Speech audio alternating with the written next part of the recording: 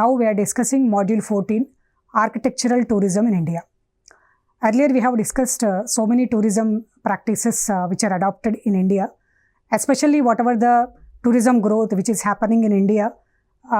The architectural tourism is placing one of the important role in that. It is also attracting not only the Indian tourists and as well as the foreign tourists also. Whenever we are discussing about the tourism in India, without discussing the architectural tourism, there is no chance and possibility of completion of the tourism practices which are in adoption in India point of view. Actually, what is this architectural tourism and what is the importance of architectural tourism? From which particular existence onwards this architectural tourism practices are adopted in India, and what are the different kind of architectural practices and historical monuments and historical ruins are placed in the architectural tourism. Now we are going to discuss in detail under this particular module. So what actually the architectural tourism is?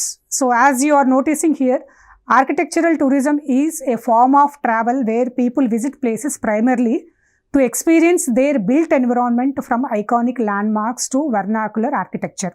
So భారతదేశంలో పురాతన కాలం నుంచి ఆధునిక కాలం వరకు కూడా నిర్మితమైనటువంటి వివిధ రకాలైనటువంటి కట్టడాలని experience చేయడం కోసం ఒక పర్టికులర్ టూరిస్టు విజిట్ చేసేటటువంటి డిఫరెంట్ ప్లేసెస్ని విజిట్ చేయడం ద్వారా తను పొందేటటువంటి అనుభూతిని, అక్కడ ఉన్నటువంటి ఎన్విరాన్మెంటే కావచ్చు, అక్కడ ఉన్నటువంటి ఐకానిక్ ల్యాండ్ మార్క్సే కావచ్చు, అక్కడ ఉన్నటువంటి అత్యద్భుతమైనటువంటి నిర్మాణ కట్టడాలనే కావచ్చు, వీటన్నిటి ద్వారా తను ఎక్స్పీరియన్స్ చేసినటువంటి టూరిజం ప్రాక్టీస్ని మనము ఆర్కిటెక్చరల్ టూరిజం కింద కన్సిడరేషన్లోకి తీసుకుంటాం.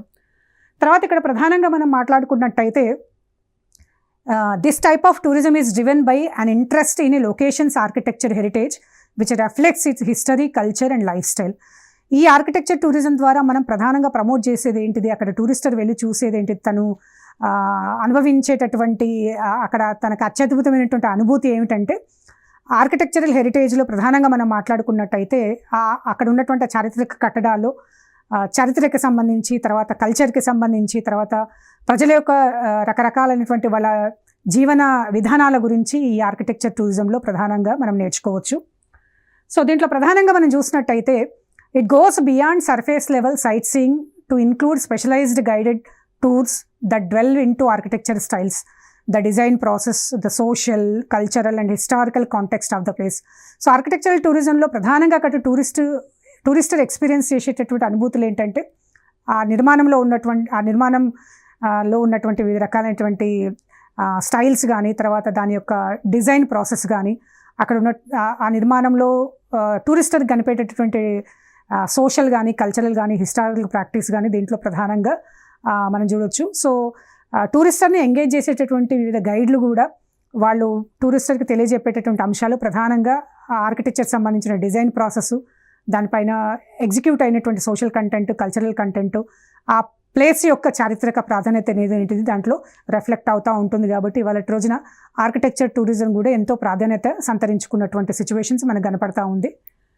తర్వాత మనం ప్రధానంగా చూసినట్టయితే India's architectural heritage dates back to thousands of years with remains of ancient civilization dotting the landscape. So ఈ ఆర్కిటెక్చర్ టూరిజం అనేది మనము ఇవాళ రోజున డిస్కస్ చేస్తుంది కాదు. సో పురాతన కాలం నుంచి కూడా ఆర్కిటెక్చరల్ హెరిటేజ్కి సంబంధించినటువంటి వారసత్వ సంపద, ఏన్షియంట్ సివిలైజేషన్, వీటన్నిటిని కూడా భవిష్యత్తు తరాలకు అందించే దాంట్లో భాగంగా తర్వాత ప్రాచీన కాలంలో ప్రజలు జీవించినటువంటి జీవన విధానము, వాళ్ళ యొక్క జీవన స్థితిగతులు, ఇవన్నీ కూడా మనం అర్థం చేసుకోవడానికి ఈ ఆర్కిటెక్చరల్ టూరిజం అనేది మనకి హ్యూమన్ సివిలైజేషన్లో ఒక ఇంపార్టెంట్ పారామీటర్గా మనం గుర్తించవచ్చు.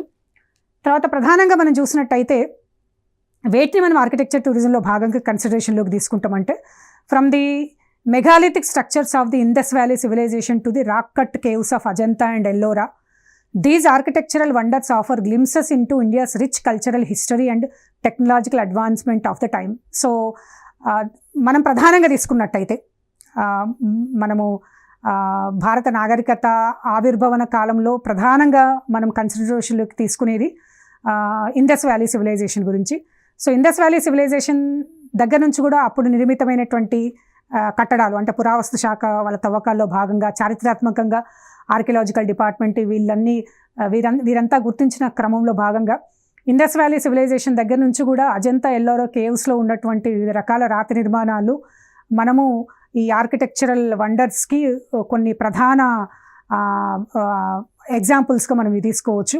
సో మనం చూసినటువంటి చరిత్రలో బయలుపడినటువంటి మనకు ఆధారాలు లభించినటువంటి ఇండస్ వ్యాలీ సివిలైజేషన్ దగ్గర నుంచి తర్వాత అజంతా ఎల్లోరా కేవ్స్లో నిర్మితమైనటువంటి డిఫరెంట్ ఆర్కిటెక్చరల్ వండర్స్ ఏవైతే ఉన్నాయో దాంట్లో భారతదేశం యొక్క రిచ్ కల్చరు, హిస్టరీ, హెరిటేజు ఇవే కాకుండా టెక్నాలజికల్గా కూడా మనం ఏ రకంగా అభివృద్ధి చెందడం అనేది మనం ఈ పర్టికులర్ ప్లేసెస్ విజిట్ చేస్తే మనకు అవగాహనలోకి వస్తుంది. కాబట్టి ఆర్కిటెక్చరల్ టూరిజం అనేది ఇప్పుడు ఒక ప్రధాన సబ్జెక్టుగా, ఒక ప్రధాన అంశంగా మనం పరిగణలోకి తీసుకుంటున్నాము. తర్వాత ప్రధానంగా చూసినట్టయితే తర్వాత కాలంలో కాలానుగుణంగా చారిత్రాత్మకంగా ఇంకా కొన్ని మనము అంశాలు కనుక పరిగణలోకి తీసుకున్నట్టయితే the Mughal era left and indelible mark on Indian architecture characterised by its grandeur structures, intricate designs and symmetrical layouts. So కేవలం ఇండస్ వ్యాలీ సివిలైజేషను, తర్వాత అజంతా ఎల్లోరా కేవ్స్లో కనపడేటటువంటి ఆర్కిటెక్చర్స్ కాకుండా తర్వాత కాలంలో కాలానుగుణంగా మనము పరిగణలోకి తీసుకున్నట్టయితే మొఘల్స్ నిర్మించినటువంటి వివిధ కట్టడాలు కూడా ఇండియా యొక్క ఆర్కిటెక్చర్ స్టైల్ని ప్రపంచవ్యాప్తంగా ప్రాచుర్యంలోకి తీసుకొచ్చినాయి అనడంలో మనం ఒక ప్రధాన అంశంగా చెప్పుకోవచ్చు. సో మొఘల్ ఎరాలో కన్స్ట్రక్ట్ అయినటువంటి రకరకాల ఆర్కిటెక్చర్స్ ఏవైతే ఉన్నాయో అవి వాటిలో ఉన్నటువంటి డిజైన్స్ కానీ, వాటిలో ఉన్నటువంటి డిఫరెంట్ లేఅవుట్స్ కానీ మన యొక్క ఆర్కిటెక్చర్ స్టైల్కి, మన పరిజ్ఞానానికి ఒక కులమానంగా, ఒక పారామీటర్గా వాటిని మనము కన్సిడరేషన్లోకి తీసుకోవచ్చు. సో తర్వాత ప్రధానంగా చూసినట్టయితే iconic monuments such as Taj Mahal, Red Fort, Humayun's Tomb showcases the fusion of Persian, Islamic and Indian architecture styles reflecting the splendour and great wealth of Mughal empire. So Mughal time పీరియడ్లో కన్స్ట్రక్షన్ అయినటువంటి ఈ ఐకానిక్ మాన్యుమెంట్స్ అన్నీ కూడా మనం ఎగ్జాంపుల్గా తీసుకున్నట్టయితే ఇవన్నీ కూడా భారతీయ చరిత్ర, మన నాగరికత, మన జీవన విధానాన్ని ప్రపంచవ్యాప్తంగా మనకున్నటువంటి రిచ్ ఆర్కిటెక్చరల్ గ్రేట్ వెల్త్ ఏదైతే ఉందో అది ప్రపంచవ్యాప్తంగా కూడా ప్రాచుర్యంలోకి తీసుకురావడానికి ఇవి మనం ప్రధాన ఎగ్జాంపుల్స్గా, ఈ కట్టడాలను మనం ఒక ప్రధాన ఎగ్జాంపుల్స్గా వీటిని విజిట్ చేసినప్పుడు దాని ద్వారా మనం సముపార్జించుకున్నటువంటి నాలెడ్జ్ని మనం ఒక గ్రేట్ వెల్త్గా పరిగణలోకి తీసుకోవచ్చు. సో తర్వాత ముఖ్యంగా మనం చూసినట్టయితే India's architectural diversity is further enriched by its vernacular traditions characterised by indigenous building techniques, materials and craftsman. So ఈ ఆర్కిటెక్చరల్ కన్స్ట్రక్షన్స్ ఏవైతే ఉన్నాయో, ఈ కట్టడాలు ఏవైతే ఉన్నాయో ఇవన్నీ కూడా మనం అబ్జర్వ్ చేసినట్టయితే దాంట్లో ఉపయోగించినటువంటి ఆ కట్టడంలో ఉపయోగించినటువంటి నాలెడ్జ్ ఏదైతే ఉందో అది అంతా కూడా మనము దేశీయంగా సముపార్జించుకున్నటువంటి నాలెడ్జే. తర్వాత దాంట్లో ఉపయోగించినటువంటి వివిధ రకాలటువంటి మెటీరియల్స్ కానీ, సో దాంట్లో ఉన్నటువంటి శిల్పకళా నైపుణ్యాలు ఇవన్నీ కూడా భారతీయుల యొక్క నాలెడ్జ్ని ప్రపంచ దేశాల వైపు వ్యాప్తించే విధంగా ఆ కట్టడాలు కానీ, తర్వాత దాంట్లో ఉపయోగించినటువంటి మెటీరియల్ కానీ అంతా కూడా మనము స్వదేశీ టెక్నాలజీ తోటి వాటిని ఆర్కిటెక్చరల్ పర్స్పెక్టివ్ పాయింట్ ఆఫ్ వ్యూలో అభివృద్ధి చెందడం జరిగింది. కాబట్టి ఈ ఆర్కిటెక్చర్ అనేది భారతీయ సంస్కృతిలో జీర్ణించుకుపోయినటువంటి అంశము. తర్వాత నిర్మాణ క్రమంలో కానీ చాలా సంవత్సరాలు, ఎన్నో సంవత్సరాల క్రితం కట్టబడినటువంటి ఈ బిల్డింగ్స్ అన్నీ కూడా ఇవాళటికి కూడా చెక్కు చెదరకుండా ఉన్నాయంటే దాంట్లో మనం ఉపయోగించినటువంటి నాలెడ్జ్ కానీ, మెటీరియల్ కానీ, ఆ క్రాఫ్ట్స్మెన్షిప్ కానీ ప్రపంచ దేశాలన్నీ కూడా ఇవాళ వాళ్ళ నాలెడ్జ్ని ఇంప్రూవ్ చేసుకోవడానికి మన దగ్గరకు వచ్చి స్టడీ చేస్తున్నటువంటి సందర్భాలు మనం కనపడుతున్నాయి. కాబట్టి ఇండియాస్ ఆర్కిటెక్చర్కి డైవర్సిటీ ఆఫ్ రిచ్నెస్ ఉంది అనేది దీని ద్వారా మనం చెప్పుకోవచ్చు. తర్వాత మనం ప్రధానంగా చూసినట్టయితే from the ornate havelis of Rajasthan to the wooden house of Kerala and vernacular architecture showcases the ingenuity and adaptability of local communities in harmonising with their natural and cultural environment. So ప్రధానంగా ఇక్కడ మనం చూసినట్టయితే కొన్ని పర్టికులర్ ప్లేసెస్లో రాజస్థాన్లో construct అయినటువంటి different havelis, కట్టడాలు, నివాస గృహాలు, తర్వాత కేరళలో ఉన్నటువంటి వుడెన్ హౌసెస్, తర్వాత ఇవన్నీ కూడా మన దగ్గర ఉన్నటువంటి వర్నాకులర్ ఆర్కిటెక్చర్ని షోకాస్ చేయడానికి, మనలో ఉన్నటువంటి నాలెడ్జ్ని, లోకల్ కమ్యూనిటీస్ని మనం అడాప్ట్ చేసుకునేటువంటి విధానము, వాళ్ళని హార్మోనైజ్ చేసేటటువంటి విధానము, మన దగ్గర ఉన్నటువంటి న్యాచురల్ కల్చరల్ ఎన్విరాన్మెంట్ని ప్రమోట్ చేసేటటువంటి విధంగా ఈ కట్టడాలను కనుక మనం అబ్జర్వ్ చేసినట్టయితే దాంట్లో మనకు ఇండియా యొక్క రిచ్ హెరిటేజ్, వారసత్వ సంపద అనేది దాని నిర్మితమైనటువంటి విధి విధానాలపైన ఆధారపడి ఉంది. మన నాలెడ్జ్ కానీ, మన టెక్నాలజీ కానీ, సో భవిష్యత్తు తరాలు కూడా చాలా కీర్తించేదగ్గట్టుగా ఉన్నట్టుగా మనం ఇక్కడ పరిగణలోకి తీసుకోవచ్చు. సో ఇదే కాకుండా మనం ఇంకా స్పెసిఫిక్గా అబ్జర్వ్ చేసినట్టయితే కొన్ని రకాల top destinations in India point of view, అంటే భారతదేశంలో సందర్శించదగినటువంటి ప్రదేశాల్లో కొన్ని top destinations for architectural tourism in India ఇవాళ మనం డిస్కస్ చేస్తాము. దాంట్లో మొట్టమొదటి Taj Mahal. So Taj Mahal is located in Agra, Uttar Pradesh. The Taj Mahal stands as a symbol of eternal love commissioned by Mughal Emperor Shah Jahan in memory of his beloved wife Mumtaz. So ఆ కట్టడం నిర్మించడం వెనకాల గల ముఖ్య కారణం ఇది. సో మొఘల్ ఎంపరర్ షాజహాన్ ఎవరైతే ఉన్నారో తను తన భార్యకి బహుమతిగా ఇస్తూ ఈ తాజ్మహల్ నిర్మించడం జరిగింది. ఇప్పటికీ కూడా తాజ్మహల్ యొక్క అందాలు చెక్కు చెదరకుండా ఉండి ఎంతోమంది ప్రపంచ పర్యాటకుల్ని ఆకర్షిస్తున్నటువంటి సందర్భాలు మనం చూస్తూ ఉన్నాము.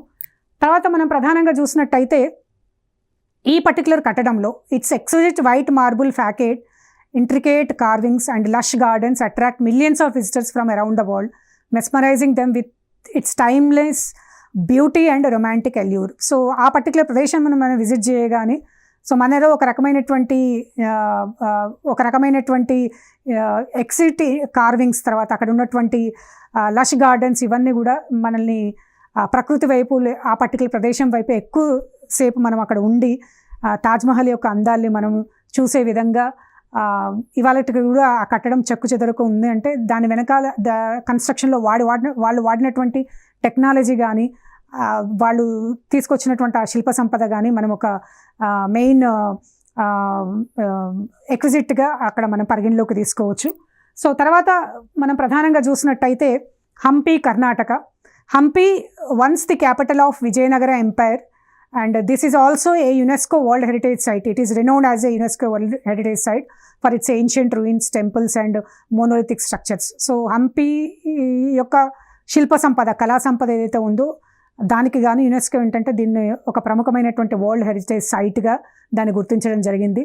సో హంపిలో ఉన్నటువంటి వివిధ రకాలైనటువంటి శిల్ప సంపద కానీ, దాంట్లో ఉన్నటువంటి డిఫరెంట్ టెంపుల్స్ కానీ, తర్వాత ఉన్నటువంటి మోనోలిథిక్ స్ట్రక్చర్స్ కానీ ఇవన్నీ కూడా మనం ఒక గ్రేటర్ పర్స్పెక్టివ్ పాయింట్ ఆఫ్ వ్యూలో మనం ఆలోచించవచ్చు. కర్ణాటకలో ఉన్నటువంటి హంపి అనేది ప్రతి ఒక్కరూ చూడగలిసినటువంటి ప్రదేశం.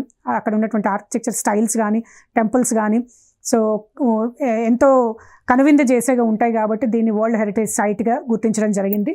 సో తర్వాత మనం ప్రముఖంగా మాట్లాడుకున్నట్టయితే the surreal landscape dotted with boulders and architectural remains offers a glimpse into the grandeur and splendor of bygone era, inviting travelers to explore its rich history and cultural heritage. So ఇవన్నీ కూడా అక్కడ ఉన్నటువంటి శిల్ప సంపదనే కానీ, కళా సంపదనే కానీ, దాంట్లో ఉన్నటువంటి architecture style కానీ చాలా రకాలైన టూరిస్టులను మన యొక్క కల్చరల్ హెరిటేజ్ని ప్రమోట్ చేసే విధంగా చాలామంది ట్రావెలర్స్ని అది అట్రాక్ట్ చేస్తుందంటే ఇవన్నీ మనము హిస్టారికల్గా ఆర్కిటెక్చరల్ పాయింట్ ఆఫ్ వ్యూలో ప్రధానంగా గుర్తించాల్సినటువంటి కొన్ని ప్రముఖ కట్టడాల్లో దీన్ని మనం భాగస్వామ్యం చేసుకొని ఇవాళ మనం మాట్లాడుతూ ఉన్నాము. సో తర్వాత మనం ప్రధానంగా చూసినట్టయితే Jaipur, Rajasthan. Jaipur, the capital of Rajasthan, is the treasure trove of architectural wonders with its majestic forts, luxurious palaces and intricately designed havelis. So రాజస్థాన్లో ఉన్నటువంటి జైపూర్ని మనం కనుక అబ్జర్వ్ చేసినట్టయితే దాంట్లో ఉన్నటువంటి ఆ పర్టికులర్ ప్రదేశంలో ఉన్నటువంటి ఆర్కిటెక్చరల్ వండర్స్ అన్నీ కూడా అక్కడ ఉన్నటువంటి ఫోర్ట్స్ ఏవైతే ఉన్నాయో, ప్యాలెసెస్ ఏవైతే ఉన్నాయో, హవేలీస్ ఏవైతే ఉన్నాయో కూడా ఇవన్నీ కూడా మన దేశంలో ఉన్నటువంటి రిచ్ ఆర్కిటెక్చరల్ అసెట్కి, సంపదకి ఒక ప్రముఖ ఎగ్జాంపుల్స్గా మనం గుర్తిస్తున్నాము. మీకు కనపడుతున్నటువంటి పిక్చర్లో కూడా మనకి అక్కడ నిక్షిప్తమై ఉన్నటువంటి ఫోర్ట్ ఏదైతే ఉందో అది మనకి ప్రామాణికంగా అక్కడ కనపడతా ఉంది. తర్వాత స్పెసిఫిక్గా ఇంకా మనం చూసినట్టయితే from the imposing Amber Fort to the iconic Hawa Mahal, Jaipur's architectural marvel showcases the grandeur and elegance of Rajputana architecture. So దీంట్లో ప్రధానంగా మనం మాట్లాడుకోవాల్సింది రాజపుత్రుల యొక్క ఆర్కిటెక్చర్ స్టైల్. ఈ రాజపుత్రుల యొక్క ఆర్కిటెక్చర్ స్టైల్ ఏంటంటే it captivating visitors with there timeless beauty and historical significance. So చాలా సంవత్సరాల నుంచి కూడా కట్టినటువంటి ఆ కట్టడాలు ఏంటంటే వాటి యొక్క ప్రాముఖ్యతని కొంచెం కూడా కోల్పోకుండా విజిటర్స్ని అట్రాక్ట్ చేయడం అనేది వాళ్ళ ఆర్కిటెక్చర్ స్టైల్లో ఒక ప్రధాన అంశంగా మనం ఇక్కడ గుర్తించవచ్చు. సో ఇదే కాకుండా ఇంకా ప్రధానంగా మనం మాట్లాడుకున్నట్టయితే ఖజురహో, మధ్యప్రదేశ్. సో మధ్యప్రదేశ్లో ఉన్నటువంటి ఖజురహో ఏదైతే ఉందో, the temple of Khajuraho built between 9th and 11th centuries are renowned for their exquisite sculptures, intricate carvings and architectural brilliance. So Khajuraho ఏంటంటే దాదాపుగా 19-11 శతాబ్దాల మధ్యలో నిర్మించబడినటువంటి ఈ కట్టడం ఏదైతే ఉందో మన దాంట్లో ఆ పర్టికులర్ ప్లేస్ని కనుక మనం విజిట్ చేసినట్టయితే మన భారతీయ సంస్కృతి, మన సంప్రదాయాలు అవన్నీ కూడా అక్కడ స్కల్ప్చర్స్ రూపంలో, కార్వింగ్స్ రూపంలో, ఆర్కిటెక్చరల్ బ్రిలియన్స్ని డిపిక్ట్ చేసే విధంగా ఆ నిర్మాణాలు, కట్టడాలు అనేవి జరిగింది. కంప్లీట్గా మనకున్నటువంటి దేశీయ టెక్నాలజీని ఉపయోగించి కన్స్ట్రక్షన్ చేసినటువంటి టెంపుల్స్ ఇవి. తర్వాత ఇంకా ప్రధానంగా మనం మాట్లాడుకున్నట్టయితే these UNESCO world heritage Site depict various aspects of life, love and spirituality through their ornate appearances and intricate art work, offering a glimpse into India's rich culture and artistic heritage. So ఈ particular ప్రదేశం గురించి కూడా మనం మాట్లాడుకున్నట్టయితే ఇది కూడా UNESCO యొక్క world heritage సైట్లో ఒక ప్లేస్గా దాన్ని గుర్తించడం జరిగింది. సో ఈ పర్టికులర్ ప్రదేశం కనుక మనం విజిట్ చేసినట్టు, ఇందాక నేను చెప్పినట్టుగా ఆ ఆర్కిటెక్చర్ దాంట్లో ఉన్నటువంటి కట్టడము ఉన్నటువంటి ప్రదేశాలు కనుక మనం అబ్జర్వ్ చేసినట్టయితే, సో మానవ జీవితంలో తన కంప్లీట్ జీవన ప్రయాణము, తర్వాత లవ్, తర్వాత స్పిరిచువాలిటీ, వీటికి ఎంతో ఇంపార్టెన్స్ ఇస్తూ దాంట్లో ఉన్నటువంటి ఆర్టిస్టిక్ హెరిటేజ్ ఏంటంటే, సో మనల్ని ఒక రకమైనటువంటి గుడ్ లైఫ్ని జీవించే విధంగా అది మలచడానికి అవకాశం మనకు కల్పిస్తూ ఉంది. కాబట్టి దీన్ని యునెస్కో వరల్డ్ హెరిటేజ్ సైట్గా గుర్తించడం జరిగింది. సో తర్వాత ఇంకా ప్రధానంగా మాట్లాడుతున్నట్టయితే ఫతేపూర్ సిక్రీ. సో ఇది ఉత్తరప్రదేశ్లో లొకేట్ అయింది. Fatehpur Sikri built by emperor Akbar in the 16th century, served as the Mughal capital for a brief period being abandon due to water scarcity. So Fatehpur Sikri అనేది 16వ శతాబ్దంలో అక్బర్ చేత నిర్మించబడింది. ఇది ఆ పర్టికులర్ టైం పీరియడ్లో మొఘల్ క్యాపిటల్గా కొంత టైం పీరియడ్ దీన్ని వాళ్ళ యొక్క రాజధానిగా ఉపయోగించుకోవడం జరిగింది. ఆ తర్వాత కాలంలో వేరే దగ్గరికి వాళ్ళు మారడం జరిగింది. సో ఈ పర్టికులర్ ప్లేస్ కూడా యునెస్కో యొక్క వరల్డ్ హెరిటేజ్ సైట్లో ఒక ప్రధాన కట్టడంగా వాళ్ళు గుర్తించి దాంట్లో ఉంచడం జరిగింది. సో ఫతేపూర్ సిక్రీని కనుక మనం అబ్జర్వ్ చేసినట్టయితే it showcases a blend of Mughal, Persian and Indian architecture styles. So Mughal, Persian, Indian architecture 3 రకాల మిక్స్ అనేది మనకి ఈ పర్టికులర్ కట్టడంలో మనకి కనపడతా ఉంటుంది. So this is an example for the construction. From the grand Buland Darwaza to the serene Jama Masjid, Fatehpur Sikri's architecture marvels continue to captivate visitors with their historical significance and architecture splendour. So Fatehpur సిక్రీలో ఈ కనపడుతున్నటువంటి పంచమహల్ ఏదైతే ఉందో ఇది మనము భారతీయ ఆర్కిటెక్చర్, మన కళలు, మన సంపదలో ఒక మెయిన్ ఇంపార్టెంట్ హిస్టారికల్ సిగ్నిఫికెన్స్గా దీన్ని మనం గుర్తించడం జరిగింది. సో ఇవే కాకుండా బులంద్ దర్వాజా, జామా మస్జిద్, ఇట్లాంటి చాలా రకాలైనటువంటి చారిత్రాత్మక కట్టడాలు మనము వీటి ప్రపంచ పర్యాటకులను ఆకర్షించే విధంగా వాటి యొక్క నిర్మాణ క్రమం అనేది ఉందని మనం చెప్పుకోవచ్చు. తర్వాత మనం ప్రధానంగా చూసినట్టయితే Mahabalipuram. So Mahabalipuram it is in Tamil Nadu. Mahabalipuram also known as Mamallapuram is known for its ancient shore temples, rock cut caves and intricately carved sculptures. So ఈ మామల్లపురము అనేది ఆ పర్టికులర్ మహాబలిపురంని ఉన్నటువంటి ఇంకొక పేరు.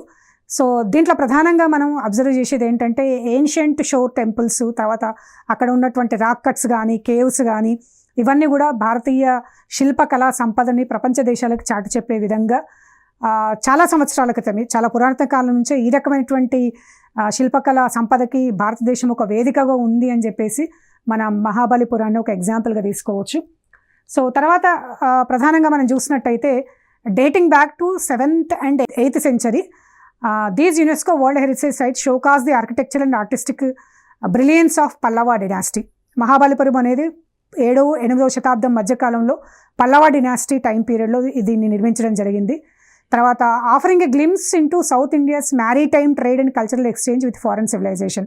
సో ప్రధానంగా ఇక్కడ మనం మాట్లాడుకోవాల్సింది ఏంటంటే ఆ పర్టికులర్ టైం పీరియడ్లో దక్షిణ భారతదేశము మిగతా ప్రపంచ దేశాలతోటి వాళ్ళ వర్తకానికి సంబంధించి, వ్యాపారానికి సంబంధించినటువంటి కల్చరల్ ఎక్స్చేంజ్ అనేది ఏ రకంగా ఉంది అనేది ఈ ప్రాంతంలో చెక్కబడినటువంటి లేకపోతే లొకేట్ అయినటువంటి పర్టికులర్ ప్లేసెస్ని కనుక మనం చూసినట్టయితే దీని యొక్క సివిలైజేషన్ కానీ, దీని యొక్క కల్చరల్ ఎక్స్చేంజ్ కానీ, ఈ ఫారెన్ సివిలైజేషన్ కానీ మనము ప్రధాన అంశంగా ఇక్కడ పరిగణలోకి తీసుకుంటా ఉన్నాము. సో తర్వాత ఇంకా ప్రధానంగా చూసినట్టయితే ఇంకొక ప్రముఖమైనటువంటి ప్రదేశము Varanasi, which is located in Uttar Pradesh. Varanasi, one of the oldest continuously inhabited cities in the world, is a sacred pilgrimage site for Hindus and a treasure of trove of architectural gems. వారణాసిలో నిర్మించబడినటువంటి ప్రతి కట్టడము హిందూ రిలీజియస్ ప్రాక్టీస్, తర్వాత Hindu pilgrimage, Hindu యొక్క వారసత్వ సంపదగా సంక్రమించినటువంటి architectural kind of thing ఏదైతే ఉందో దాన్ని మనము ఆధ్యాత్మికంగా కానీ లేకపోతే కల్చరల్ ప్రాక్టీస్గా కానీ మనం అన్వయించుకోవచ్చు. తర్వాత ప్రధానంగా దీంట్లో మనం చూసినట్టయితే from the ancient ghats lining the Ganges river to the ornate temples and narrow valleys of the old city, Varanasi architectural heritage reflects its spiritual and cultural significance, attracting pilgrimage and travellers alike. Okay, గంగానది పరివాహక ప్రాంతంలో వారణాసి పట్టణంలో నెలకొల్పబడినటువంటి అన్ని ఘాట్స్లో locate అయినటువంటి different temples ఏవైతే ఉన్నాయో మన దేశ యొక్క ఆర్కిటెక్చరల్ వారసత్వ సంపద ఏదైతే ఉందో దాన్ని ప్రపంచ దేశాలకు తెలియజెప్పే విధంగా ఉంది. సో ప్రధానంగా దీంట్లో మనం చెప్పుకోవాల్సింది ఏంటంటే ఆధ్యాత్మికంగా, సాంప్రదాయబద్ధంగా, సంస్కృతిబద్ధంగా కేవలం భారతీయులనే కాకుండా ఈవెన్ ప్రపంచ దేశాల నుంచి కూడా టూరిస్టులను అట్రాక్ట్ చేసేటటువంటి విధి విధానంలో వారణాసి పట్టణం అనేది ముందంజలో ఉంది అని మనం చెప్పుకోవచ్చు. ఈ రకమైనటువంటి టూరిజంని ప్రమోట్ చేయడం వెనకాల అక్కడ ఉన్నటువంటి రిచ్ హెరిటేజ్, ఆర్కిటెక్చరల్ హెరిటేజ్ ఏదైతే ఉందో దాన్ని ఒక ప్రధాన అంశంగా మనం ఇక్కడ గుర్తిస్తూ ఉన్నాము. తర్వాత ప్రధానంగా మనం మాట్లాడుకున్నట్టయితే Udaipur, Rajasthan. Udaipur often referred to as the city of lakes and the Venice of the East is renowned for its picturesque lakes, palaces and havelis. ఉదయపూర్ని కూడా మనం ఎగ్జాంపుల్గా తీసుకున్నట్టయితే చాలా రకాలైనటువంటి లేక్స్, తర్వాత ప్యాలెసెస్, హవేలీస్ ఇవన్నీ కూడా చారిత్రాత్మక కట్టడాలు నిదర్శనంగా ఉండి అవి టూరిస్టులని, పర్యాటకుల్ని అవి అట్రాక్ట్ చేస్తున్నటువంటి సందర్భాలు మనం అబ్జర్వ్ చేస్తుండొచ్చు. తర్వాత ఇది majestic City Palace overlooking Lake Pichola to the costly Jagmandir palace. ఇవన్నీ కొన్ని డిఫరెంట్ ప్లేసెస్ కనుక మనం విజిట్ చేసినట్టయితే అక్కడ ఉన్నటువంటి ఆర్కిటెక్చర్ విధానం కానీ అవన్నీ కూడా మనకున్నటువంటి వారసత్వ సంపదని ప్రమోట్ చేసేటటువంటి విధంగా రాజస్థాన్లో లొకేట్ అయి ఉన్నటువంటి ఉదయ్పూర్ ప్లేస్ని మనం చరిత్రలో చెప్పుకోవచ్చు. తర్వాత ప్రధానంగా చూసినట్టయితే Udaipur's architectural splendour reflects the grandeur and elegance of Rajputana royalty, inviting visitors to immerse themselves in its timeless beauty and regal charm. So ఇక్కడ నిర్మించబడినటువంటి వివిధ రకాలైనటువంటి కట్టడాలని కనుక మనం అబ్జర్వ్ చేసినట్టయితే చూసినట్టయితే రాజపుత్రుల యొక్క రాయాలిటీ, వాళ్ళ లివింగ్ స్టైలు, వాళ్ళ యొక్క ఆర్కిటెక్చరల్ ఇంట్రెస్ట్, తర్వాత ఆర్కిటెక్చర్కి వాళ్ళు ఉపయోగించినటువంటి సాంకేతికత ఇవన్నీ కూడా మనకి టైమ్లెస్ బ్యూటీగా ఒక రీగల్ చామ్గా అవన్నీ చరిత్రలో నిలబడిపోయి ఉన్నట్టుగా మనం ఇక్కడ గుర్తించవచ్చు. తర్వాత మనం ఇంకా ప్రధానంగా చూసినట్టయితే Delhi the busy capital of India is a melting pot of cultures, traditions and architectural styles. From the medieval marvels of old Delhi such as Red Fort and Jama Masjid to the colonial era landmarks of New Delhi including India Gate and Rashtrapati Bhavan. These are some examples are there where you can notice the architectural beauty from ancient to the modern era. So ప్రాచీన కాలంలో నిర్మించబడినటువంటి ఢిల్లీ నగరం ఏదైతే ఉందో, so red fort కానీ జామా మస్జిద్ కానీ మనం example తీసుకున్నప్పుడు, తర్వాత నవీనంగా నిర్మించబడినటువంటి ఇండియా గేట్ కానీ రాష్ట్రపతి భవన్ కూడా ఇవన్నీ కూడా గ్రేట్ ఆర్కిటెక్చరల్ ఇంపార్టెన్స్ని సమ్మిళితమై ఉంటూ మనకున్నటువంటి రిచ్ హెరిటేజ్, రిలీజియస్ ప్రాక్టీసెస్ని, కల్చరల్ ప్రాక్టీసెస్ని ప్రమోట్ చేసే విధంగా ఈ కట్టడాలు అనేవి నిర్మించబడడం జరిగింది. కాబట్టి ఢిల్లీ ఒక ప్రధాన పట్టణంగా ఆర్కిటెక్చరల్ టూరిజం మాట్లాడుకునేటటువంటి క్రమంలో ఢిల్లీని కూడా మనం ఒక ప్రధాన నగరంగా ఇక్కడ గుర్తించవచ్చు. తర్వాత ఇక్కడ మనం చూసినట్టయితే the cities architectural heritage reflects it's rich history and cultural diversity, offering travellers a glimpse into India's past and present. So India యొక్క పాస్ట్, ప్రజెంట్ చారిత్రాత్మక నిదర్శనాలన్నీ కూడా మనం అక్కడ వీక్షించినప్పుడు, అక్కడ మనం చూసినప్పుడు ఆ కట్టడాల ద్వారా మనం నేర్చుకునేటటువంటి నాలెడ్జ్ ఏదైతే ఉందో అదంతా కూడా ఆ సిటీ యొక్క ఆర్కిటెక్చరల్ హెరిటేజ్, సిటీ యొక్క హిస్టరీ, భారతదేశ చరిత్ర దాంట్లో రిఫ్లెక్ట్ అవుతున్న విధంగా మనకు కనపడతా ఉంటుంది. తర్వాత ఇంకా ప్రధానంగా చూసినట్టయితే Kolkata, West Bengal. Kolkata, the cultural capital of India is renowned for its colonial era architecture, bustling markets and vibrant cultural scene. So కలకత్తాలో లొకేట్ అయినటువంటి డిఫరెంట్ ఆర్కిటెక్చరల్, తర్వాత బస్లింగ్ మార్కెట్స్, అక్కడ ఉన్నటువంటి వైబ్రెంట్ కల్చరల్ సీన్ ఏవైతే ఉన్నాయో అక్కడ కట్టినటువంటి వివిధ కట్టడాలని మనము అబ్జర్వ్ చేసినట్టయితే ఇండియా యొక్క రిచ్ హెరిటేజ్ని అది ఏ రకంగా ప్రమోట్ చేస్తుంది అనేది మనం చెప్పుకోవచ్చు. సో తర్వాత దీంట్లో ప్రధానంగా చూసినట్టయితే majestic Victoria Memorial to the iconic Howrah bridge.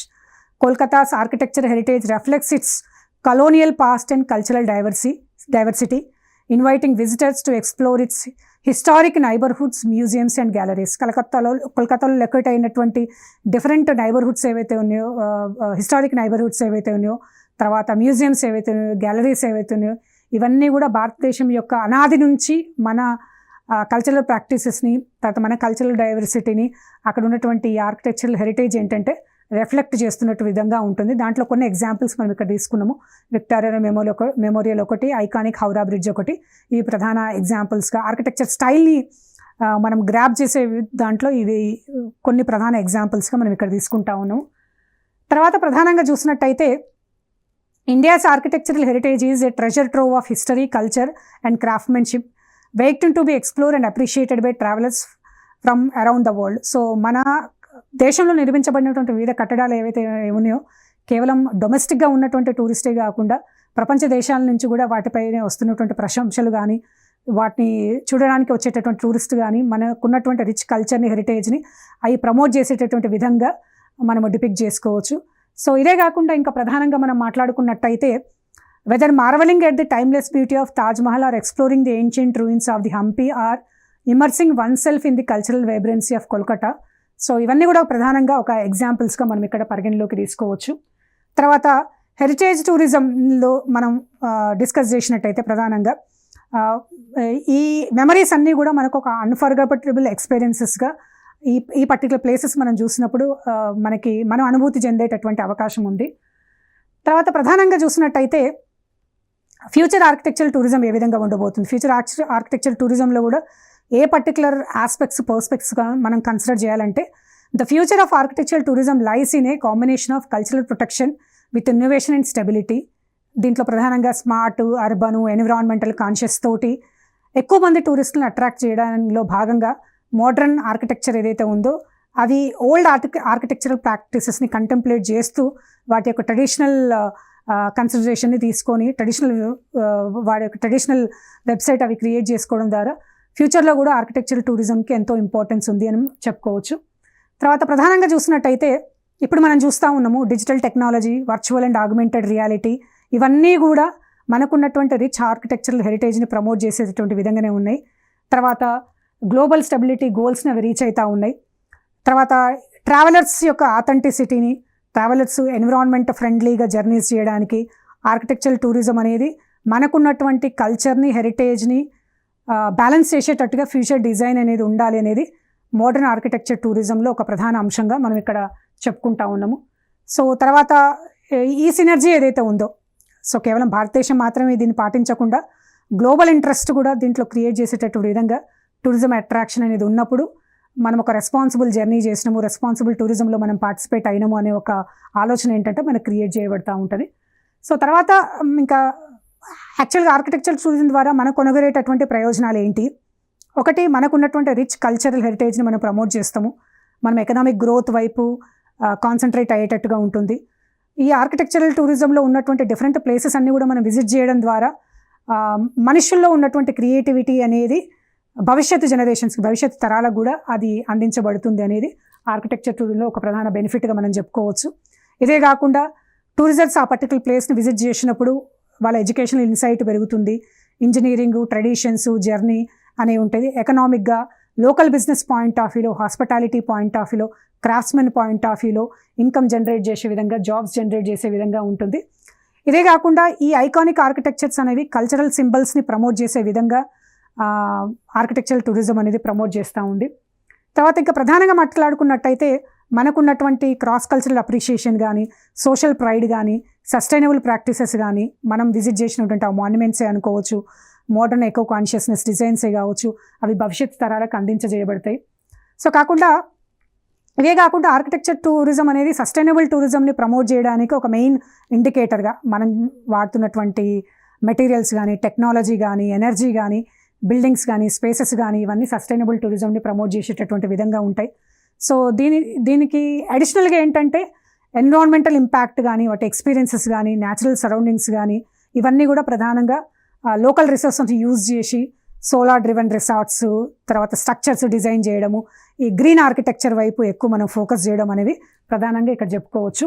ఇంతేకాకుండా పర్మనెంట్ ఆర్కిటెక్చర్ని కనుక మనం ప్రమోట్ చేసినట్టయితే ఆర్కిటెక్చర్ టూరిజం అనేది ఒక responsible journey, balance between development and protection అనే విధంగా మనం ప్రధానంగా చూసుకోవచ్చు.